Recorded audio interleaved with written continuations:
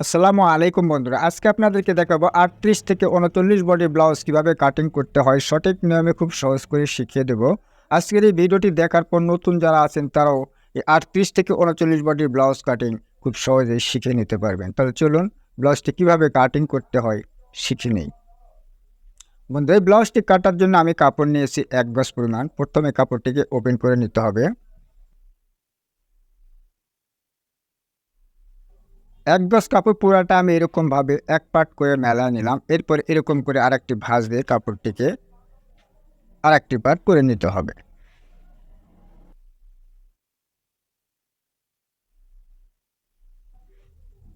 কাপড়টিকে আমি ২ পার্ট করে নিলাম। দেখুন আমার পাশে কিন্তু অ্যাটাচ পার্ট রয়েছে, আমার সামনে সাইড খোলা রয়েছে। আর এই কাপড়ের ভাঁজটা কিভাবে দিতে হবে? এই কাপড়ের ভাঁজ দিতে হবে, ব্লাউজের যে বডি থাকবে বডিকে ৪ ভাগ করে ১ ভাগের উপর ভাঁজ দিয়ে ১ থেকে ১.৫ ইঞ্চি কাপড় বেশি নিতে হবে। কেমন?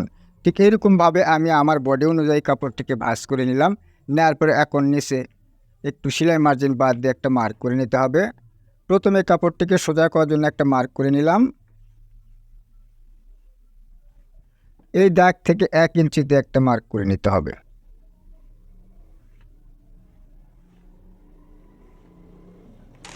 এই মার্কটি করে নেওয়ার পর এখন আমাদের ব্লাউজের ঝুলের মাপ নিতে হবে। ঝুলের মাপ নেওয়ার জন্য ফিতাটা এরকমভাবে রাখতে হবে।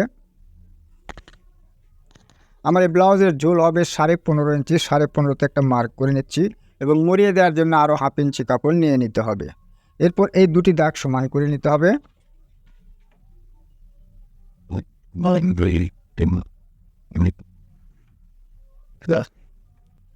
এরকমভাবে দাগটি করে নেওয়ার পর এখন আমাদের কী করতে হবে? এখন আমাদের ব্লাউজের আরমোলের মাপ নিতে হবে। ৩৮ থেকে ৩৯ বডির জন্য আরমোলের মাপ আমরা কত ইঞ্চি নেব? ৩৮ থেকে ৩৯ বডির জন্য আরমোলের মাপ নেব ৬.৫ ইঞ্চিতে। এর জন্য আমরা এই নিচের দাগ থেকে ফিতাটি রাখবো। এখান থেকে ৬.৫তে একটা মার্ক করে নিতে হবে। এরপরে এই দাগটা সমান করে নিতে হবে।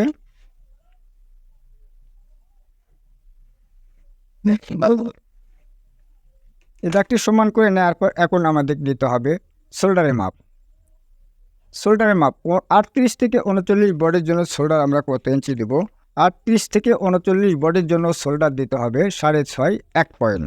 তাহলে আমি দেখুন এখানে ৬.৫ ১ পয়েন্ট একটা মার্ক করে নিচ্ছি। আর এই মার্কটা সেলাই মার্জিন সহজ থাকবে। এখন এখানে আমি যে দাগটা দিয়েছি এই দাগটা আমি এখানেও করে নিচ্ছি। এই দাগটাকে সোজা করার জন্য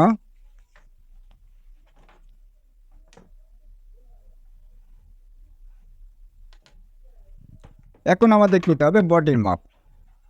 আমার এই ব্লাউজের বডি হবে ৩৯ ইঞ্চি। তাহলে ৩৯কে আমরা যদি ৪ ভাগ করি কত ইঞ্চি হয়? ৩৯কে ৪ ভাগ করলে হয় ১৫.১০ ইঞ্চি। এখান থেকে ১৫.১০ নিতে হবে এবং সেলাই মার্জিনের কাপড় ১ ইঞ্চি নিয়ে নিতে হবে। এরপরে আমাদের কোমরের মাপ। কোমরের মাপ যা থাকবে তাকে ৪ ভাগ করে ১ ভাগ নিতে হবে এবং টিকিন যে হবে ২টি টিকিন, এই টিকিনের জন্য এক্সট্রাভাবে কাপড় নিতে হবে। তাহলে আমার এই ব্লাউজের কোমর রয়েছে ৩৩ ইঞ্চি। ৩৩কে ৪ ভাগ করলে কত হয়? ১৬.৮। এখান থেকে ১৬.৮ নিতে হবে এবং টিকিনের জন্য এক্সট্রাভাবে আরও ১ ইঞ্চি কাপড় নিয়ে নিতে হবে। নেওয়ার পরে এই দাগটা আমাদের সমান করে দিতে হবে।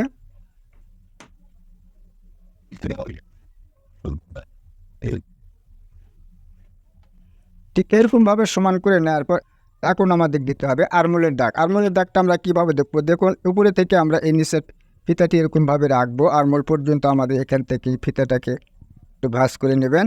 ভাঁজ করে নেওয়ার পর এখানে মিডল পয়েন্ট বেড়ে যাবে।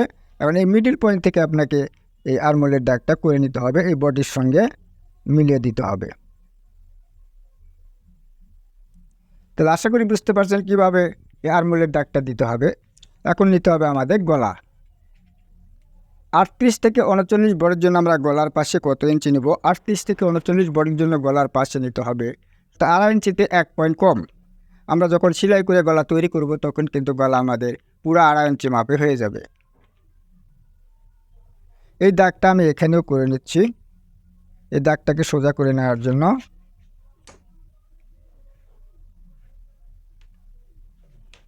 এখন গলা। ব্লাউজে সাধারণত আমরা পিছনের পাট আগে কাট করতে হয়, এই জন্য আমরা পিছনে গলা কত ইঞ্চি দেব? এই দাগটি নিচের দাগ থেকে ফিতাটি এরকমভাবে রাখতে হবে। পিছনে গলা দেবো আমরা ৫ ইঞ্চিতে। ৫ ইঞ্চিতে একটা মার্ক করে নিচ্ছি। এই গলাটা আপনারা চাইলে যে কোনো গলা আপনারা করতে পারেন। চার কোনা বলেন, গোল বলেন, আপনারা যে কোনো গলা আপনারা দিতে পারেন। আমি গোল গলা দেবো, এর জন্য আমি গোল গলা রাউন্ড শেপ করে নিচ্ছি।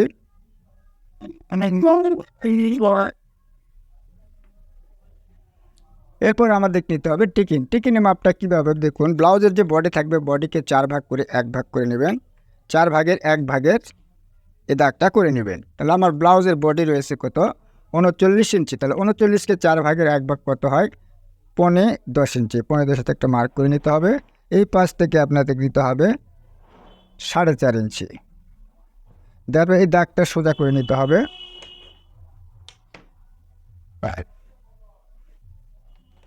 তাহলে আশা করি বুঝতে পারছেন কীভাবে টিকিনে মাপ নিতে হবে, কীভাবে গলা নিতে হবে, কীভাবে আর্মহোলের মাপ নিতে হবে, কীভাবে বডির মাপ নিতে হবে, কীভাবে টিকিন দিতে হয়। আশা করি বুঝতে পারছেন। এখন এই অবস্থায় আমাদেরকে ব্লাউজের পিছনে পার্টটি কাটিং করে নিতে হবে।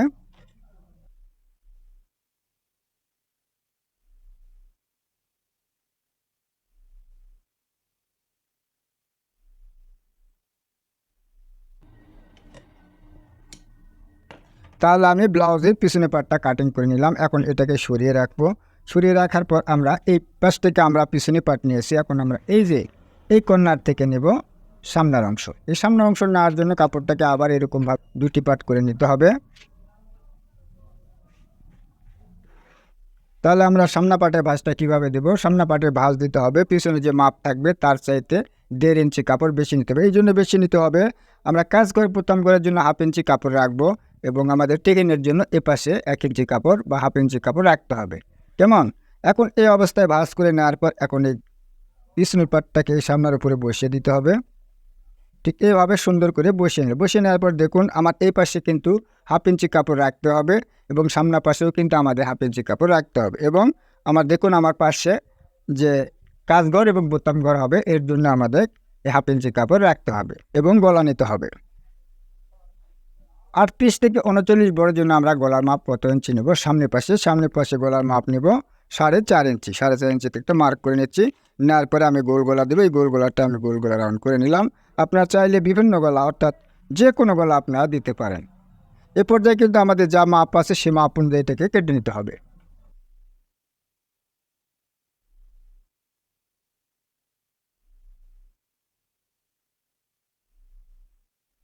এরপরে এই পিছনের পাটটা উঠিয়ে নিতে হবে। এখন আমাদের আর্মহোলের তালিপাট কাটিং করব। আর্মহোলের তালিপাটটা কীভাবে কাটিং করতে হবে দেখুন। ঠিক এখান থেকে 1.5 ইঞ্চি কাপড় আমরা এখান থেকে উঠিয়ে দেব।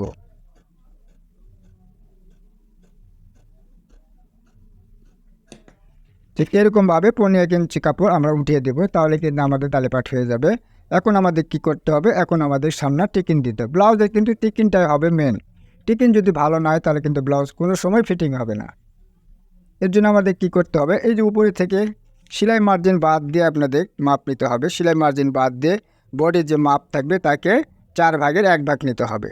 তাহলে আমার এই বডির মাপ রয়েছে 39 ইঞ্চি, তাহলে 15.10 ইঞ্চি হয়। 15.10টা মার্ক করে নিচ্ছি। এই পাশ থেকে দিতে হবে 4.5 ইঞ্চি।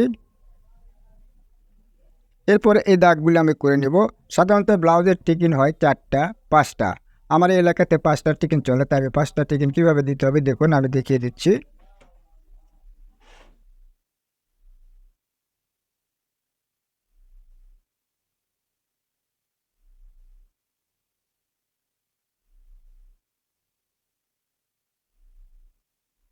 ঠিক এরকমভাবে 5টা টিকিন দিয়ে নিতে হবে। নেওয়ার পরে এখন আমাদের কি করতে হবে, এই দাগ থেকে আমাদের 1.5 ইঞ্চি করে বাইরের পাশে দাগ করে নিতে হবে। এরকমভাবে 1.5 ইঞ্চি করে বাইরের পাশে দাগ করে নেবেন।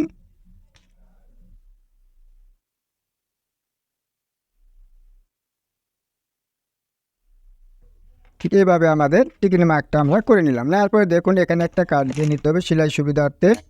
এখান থেকে এই কাপড়টা উঠিয়ে দিতে হবে। এখানে একটা কাট দিয়ে নিতে হবে এবং এপাশেও আমাদের এই একটু কেটে নিতে হবে, অর্থাৎ টিকিনের চিহ্নটুকু করে নিতে হবে। এখানেও আমরা এই টিকিনের চিহ্নটুকু করে নেব। তাহলে দেখুন আমাদের কিন্তু সামনা পাটে কাটিং হয়ে গেল। এখন আমরা যখন সেলাই করব তখন কিন্তু আমরা এখান থেকে কিছু একটা দিয়ে দাগ দিয়ে আমরা অপর পাশটাও এই দাগটা করে নেব। কেমন? তাহলে ব্লাউজের সামনা এবং পিছনের পাট 2টি পার্টে কিন্তু কাটা হয়ে গেল। এখন আমাদের কাটিং করতে হবে হাতার পাট। এখন এটাকে উঠিয়ে রাখতেছি। রাখার পরে দেখুন যে বাকি যে কাপড়টা রয়ে গেলে কাপড় থেকে হাতা কাটিং করতে হবে।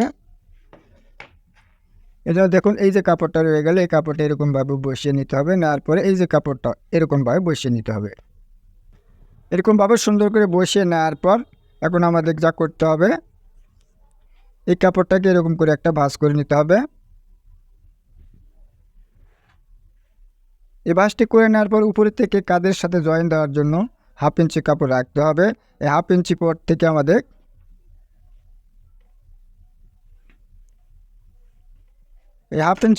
আমরা কি করব, এখান থেকে আমাদের দেখুন মোড়ার ঢালু দিব 3 ইঞ্চিতে। এই দাগটা সোজা করে নেব।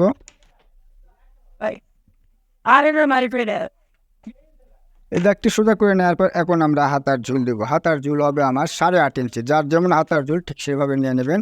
আমার 8.5 ইঞ্চি হাতার ঝুল হবে। এর জন্য আমি এই দাগ থেকে ফিতাটি রাখবো। আমি 8.5-তে একটা মার্ক করে নিচ্ছি এবং মুড়িয়ে দেওয়ার জন্য আরও 1 ইঞ্চি কাপড় নিয়ে নিতে হবে। এরপর এই দুটি দাগ সমান করে নিতে হবে।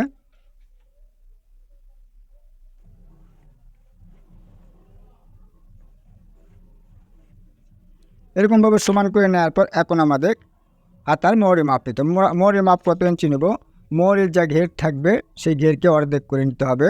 আমার এই হাতার মোহরে রয়েছে 10 ইঞ্চি, তাহলে 10কে অর্ধেক করলে হয় 5 ইঞ্চি। এখান থেকে 5 ইঞ্চি নেব এবং সেলাই মার্জিন অবশ্যই নিয়ে নিতে হবে।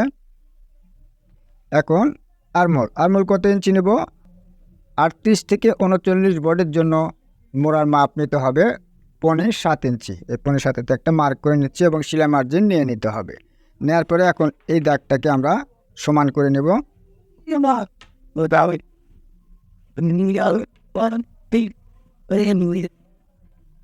এখন আরমোলটাকে একটু হাতে রাউন্ড করে নেব। নেওয়ার পরে এখন এটাকে কেটে নিতে হবে।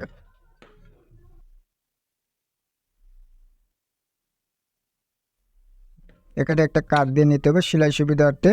এখানে একটা কাট দিয়ে নিতে হবে, এখানে একটা কাট দিয়ে নিতে হবে। বন্ধুরা দেখুন সঠিক নিয়মে কীভাবে একটি ব্লাউজ কাটিং করতে হয় আমি খুব সুন্দর করে বুঝিয়ে দেওয়ার চেষ্টা করেছি। বন্ধুরা ভিডিওটি যদি ভালো লেগে থাকে তাহলে অবশ্যই ভিডিওতে একটা লাইক দিবেন এবং চ্যানেলে নতুন হয়ে থাকলে চ্যানেলটিকে সাবস্ক্রাইব করে পাশে থাকা বেল বাটনটি অন করে দেবেন। বন্ধুরা ভিডিওটি আজ এ পর্যন্তই। আল্লাহ হাফেজ।